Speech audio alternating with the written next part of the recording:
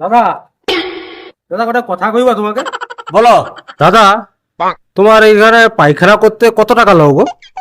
পায়খানা 10 টাকা, পেচ্ছাপ 5 টাকা। আমি পেচ্ছাপ করিনি, আমি পায়খানা করছি, তাই না? আমার কত টাকা হবে গো? 10 টাকা। 10 টাকা? আচ্ছা আমি তোমাকে 50 টাকা দিবা 10 টাকার বদলে। আমার গোটে কাজ করে দিতে হবে তোমাকে। আরে কি কাজ করিব? তুই 50 টাকা দিব যে গৌড় আমাকে?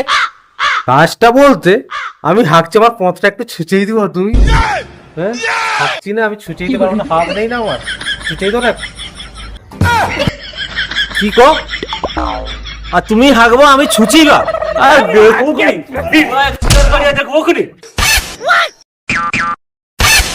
বাবা গো, কি মাল লাগো স্যার। আমি কি খারাপটা করেছি? 50 টাকা দিবা কইছি তো পথটা ধুই দেওয়ার জন্য, সৌটাও ধোয়া গেলানি। আরে 50 টাকা তো দিবা কইছি তোমাকে, ফ্রিয়া করে বানি কাজ বাজে লোক।